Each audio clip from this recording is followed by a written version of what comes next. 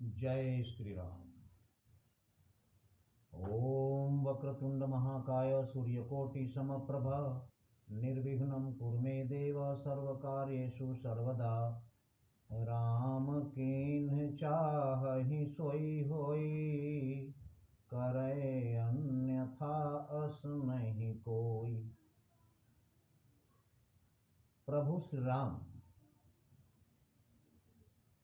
शूर्पणखा प्रभु श्री राम से कह रही है कि तुम सम पुरुष नमो सम नारी, यह संजोग विधि रचा विचारी। ना तुम्हारे जैसा सुंदर पुरुष इस संसार में है और ना मेरे जैसी नारी इस संसार में है।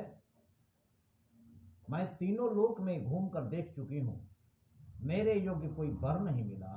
ताते अबलगी रहूं कुंवारी, इसलिए मैं अभी तक कुमारी हूं।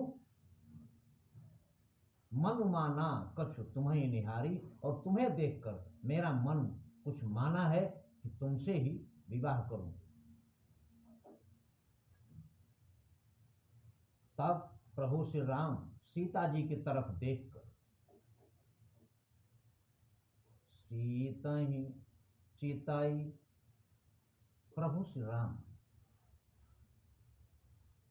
सीता जी की तरफ देखकर सीता ही चितई कही प्रभु बाता, अहई कुमार मोर लघु भ्राता। भगवान श्री राम कह रहे हैं सीता जी की तरफ देखकर कि मैं तो शादीशुदा हूं, मेरा विवाह हो चुका है, किंतु मेरा छोटा भाई कुमार है, जवान है, सयाना है। इसलिए तुम चाहो तो उससे विवाह कर सकते। तब गई लक्ष्मण रिपु भगिनी जानी, प्रभु बिलो की बोले मृदुबानी। जब लक्ष्मण जी के पास पहुंची, लक्ष्मण जी प्रभु श्री राम को देखकर उससे मधुर वाणी में बोले कि सुंदरी,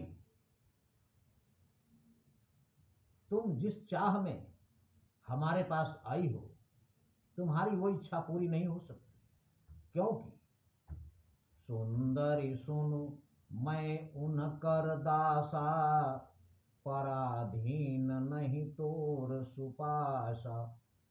ऐ सुंदरी, मैं उनका दास हूं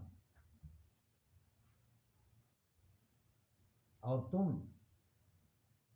एक दास के यहां अगर रहोगी तो तुम्हें जीवन में कभी सुख नहीं मिलेगा, क्योंकि मैं खुद ही दास हूं। मैं तुम्हें क्या सुख दे सकता हूं।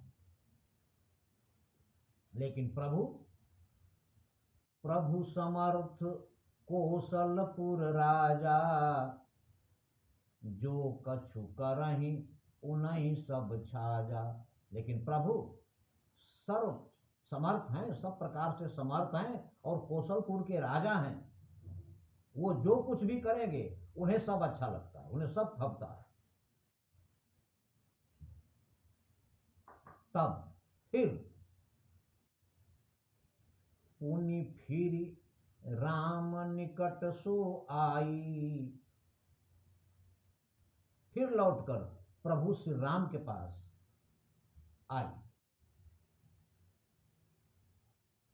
लेकिन भगवान प्रभु पुनि लखन भगवान फिर से लक्ष्मण जी की तरफ पुनि लक्ष्मण कहीं बहुरी पठाई, प्रभु लक्ष्मण जी की तरफ फिर वापस कर दी उसको। तब जब दोबारा पहुंची तब लक्ष्मण जी कह रहे हैं, लक्ष्मण कहा तो ही सो बरई, जो तृण तोरी लाज परिहरई। लक्ष्मण जी ने कहा कि तुमसे वो व्यक्ति विवाह करेगा जो तृण तोड़कर अपनी लाज त्याग देगा। तृण तोड़ना एक प्रतिज्ञा करना होता है। तृण तोड़कर मतलब प्रतिज्ञा करके कि मैं किसी से लजाऊंगा नहीं, शर्माऊंगा नहीं, लोक लाज का मुझे कोई भय नहीं है, बेशर्म होकर अपनी लाज का त्याग कर देगा, लज्जा का त्याग कर देगा, निर्लज्ज होगा, वही तुमसे विवाह करेगा। इतना सुनकर शूर्पणखा तिलमिला उठी और उसके बाद तब खिसियान, उसके बाद गुस्से में राम पही गई।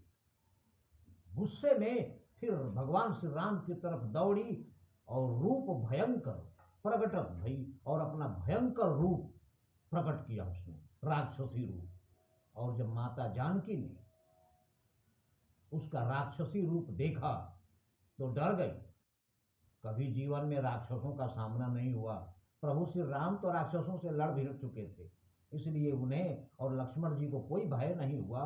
लेकिन माता जानकी भय से कांपने लगी, डर गई। और जब डर गई तो सीत ही सभय देखी रघुराई, कहा अनुज सन शयन बुझाई। तब सीता जी को डरा हुआ देखकर प्रभु श्री राम ने लक्ष्मण जी से इशारा में कह दिया कि इसको सजा दो। और जैसे ही प्रभु का इशारा मिला, आदेश मिला, लक्ष्मण जी प्रभु के एक इशारे पर सारी सृष्टि पलट देने की क्षमता रखते हैं। जैसे ही प्रभु ने संकेत दिया, इशारा किया, लक्ष्मण अति लाघव सु नाक कान बिनु कीन। लक्ष्मण जी बड़ी फुर्ती से शूर्पणखा के नाक और कान दोनों काट दिए। अति लाघव, लाघव कहते हैं फुर्ती को। लक्ष्मण जी बहुत फुर्ती के साथ शूर्पणखा के नाक कान बिनु कीन, उसको बिना नाक और बिना कान के कर दिया। ताके कर मां रावण कहूं मनहु चुनौती दिन। जैसे ऐसे उसको नाक और कान के बिना कर दिया, जैसे उसके हाथों रावण को ये चुनौती दिया कि हम तुम्हारे विनाश के लिए आ चुके हैं। अब नाक कान बिनु भई बिकरारा, और उसके बाद नाक कान कटने के बाद भयंकर रूप हो गया शूर्पणखा का। एक तो पहले से राक्षसी थी, डरावनी सी, उसके ऊपर उसके नाक कान कट गए और भयंकर हो गए। उसके बाद अपने भाई जो दंडक वन में खरदूषण रहते थे, उनके पास शूर्पणखा पहुंची है। क्या होता है उसके बाद अगले वीडियो में। लेकिन प्रभु श्री राम है, और प्रभु श्री राम तो प्रभु श्री राम है, सब कुछ वही है। इसलिए नहीं कलि कर्म न भगति विवेकु, राम नाम अवलंबन एकु। जय श्री राम।